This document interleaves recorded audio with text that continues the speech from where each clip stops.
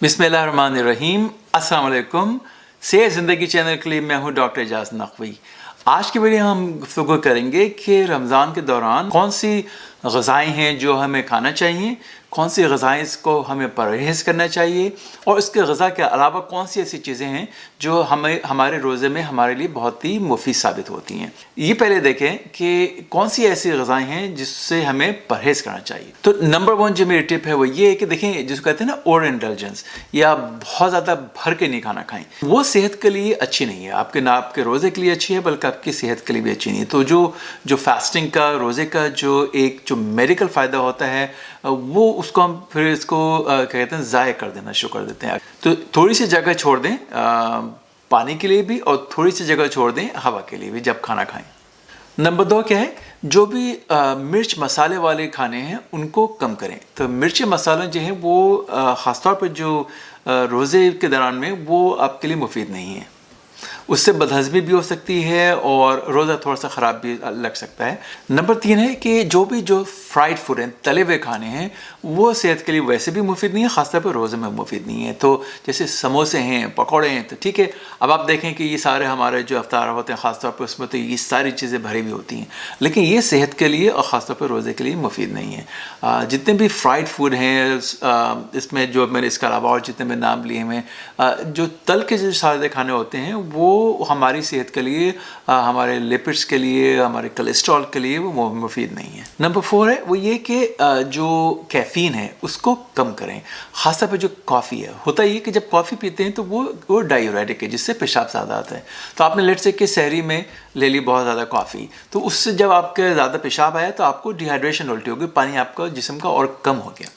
जो black T है, काली चाय जिसको हमारी रेगुलर चाय होती है, उसमें भी कैफ़ीन होती है, इतनी ज़्यादा नहीं होती है, लेकिन वो एक कप अगर आपने जैसे सहरी में पी ली और एक कप आपने अफ्तारी में पी ली, उसमें हर्ज नहीं है। नंबर 5 जो है, कौन सी चीज़ परहेज़ करनी चाहिए, जो भी रिफाइंड शुगर जिसमें बहुत ज़्यादा चीनी वाली हो, चाहे उसमें शरबत हो और सोडास, ये अवॉइड करें। जैसे कोका कोला, पेप्सी वगैरह पी रहे होते हैं, 7 अप वगैरह, उसमें जितने भी सोडास हैं या जिसको कहते हैं रिफाइंड शुगर्स भी बहुत होती हैं, सफ़ेद चीनी जैसे है, ये सेहत के लिए मुफीद नहीं है। और बल्कि ख़ासतौर पर जब रोज़ा रख रहे हो उसके लिए, क्योंकि एकदम से शुगर बहुत ज़्यादा हाई होती है इसमें और फिर एकदम से ड्रॉप होती है, तो वो रोज़े में भी और वैसे भी जनरली हमारी सेहत के लिए अच्छी नहीं, लेकिन ख़ासतौर पर रोज़े में ये हमारे लिए मुफीद नहीं। तो अब आप देखें कि कौन सी ग़िज़ाएँ ऐसी हैं जो मुफीद हैं, जिसको हमें लेना चाहिए।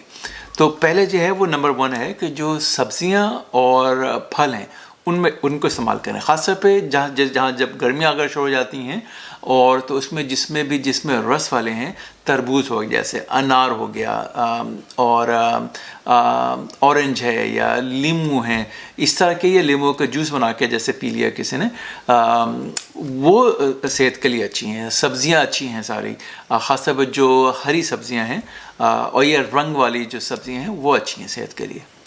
इसके अलावा खजूर है, उसके अंदर पोटेशियम भी है और ये हाई फाइबर की बहुत अच्छी सोर्स है। तो ज़्यादातर लोग जो हैं अफ्तारी करते हैं खजूर के साथ, तो उसके और भी बहुत फ़ायदे हैं, जिससे मैं बताया कि उसमें फ़ाइबर भी है, उसमें पोटेशियम भी है, इसके अलावा मिनरल्स भी हैं और भी। नंबर 2 कौन सा है, क्या जिसको हमें ग़िज़ा है जिसको और लेना चाहिए, जैसे हाई फाइबर है, जिसके अंदर जैसे होल व्हीट हो गया, पूरा जो ब्राउन गंदम है उसको लेने के लिए, या जैसे अगर आपने सीरियल भी लिया तो पूरा होल व्हीट का लिया, तो उसमें जितना हाई फाइबर होता है उसका फ़ायदा ये होता है कि जो भी हम खाने में हमारी जो चीनी और शुगर है वो बहुत ही हल्के एब्जॉर्ब होती है। नहीं तो होता ये कि अगर फाइबर नहीं हो एकदम से ऊपर जाएगी और फिर एकदम से नीचे आ जाएगी, वो सही नहीं है। और फाइबर की वजह से फ़ायदा ये होता है कि उसकी जो हमारी जो मैदे आंतों से जो इसकी एब्जॉर्प्शन होती है हमारी शुगर की, वो बहुत ही हल्के होती है, तो वो सारे दिन तक बरकरार रहती है। और नंबर 3 क्या है, वो हाई प्रोटीन, इसके अंदर जैसे दालें हैं वो इस्तेमाल करें, वो अच्छी है। और ख़ासतौर पर जैसे वाइट मीट है, इसमें मछली भी आ गई और चिकन भी, मुर्गी का गोश्त जैसा है वो भी है। बीफ को कोशिश ये करें, जो गाय का गोश्त है कि या मटन को, जो बकरे का गोश्त है, कि हफ्ते में 1 या 2 दफ़ा ज़्यादा इस्तेमाल नहीं करें। और नंबर 5 कौन सा है कि पानी और जो फ्लूइड्स हैं वो उसकी मक़दार बढ़ा दें।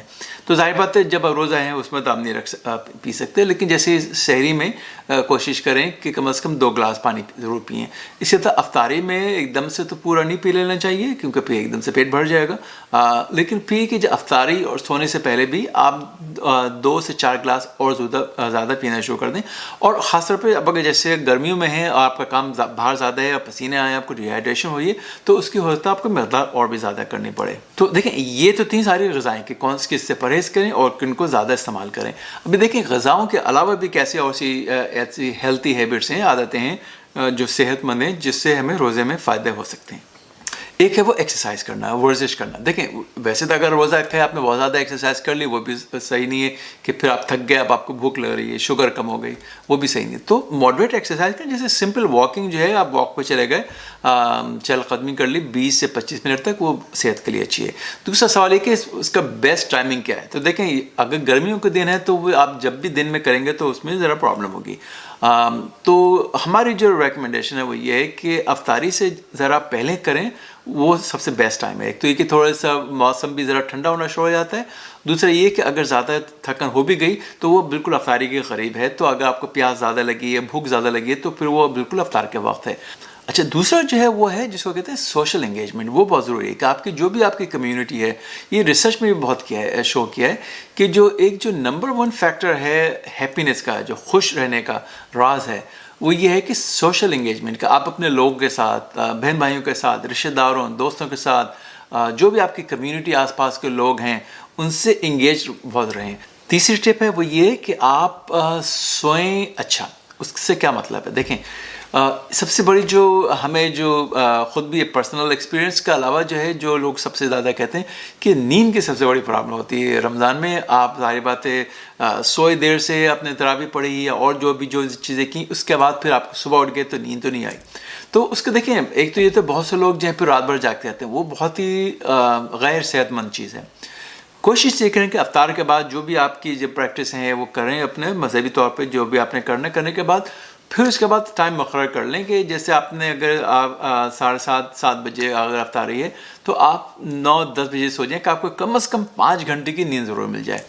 اور اس کے بعد دن میں بھی اگر آپ کوشش کریں تو 2 گھنٹے کا اگر نیپ لے لیں، 2 بجے سے 4 بجے تک کا، یا 1 بجے سے 3 بجے تک اگر پاسبل ہے، تو تاکہ آپ کی جو کم از کم 7 گھنٹے کی جو نیند ہے پورے 24 گھنٹے وہ پوری ہوتی رہے۔ اور ایک اور نمبر 4 ٹپ ہے وہ ہے forgiveness، جس کو کہتے ہیں، جس کو معاف کرنا ہے۔ تو اس کی جو مذہبی پہلو ہے وہ بھی اچھا ہے، لیکن ریسرچ میں بھی شو کہ جو لوگ معاف نہیں کرتے وہ ان کے اندر اسٹریس ٹینشن ہمیشہ رہتی ہے، وہ اندر سے کبھی مطمئن نہیں ہوتے۔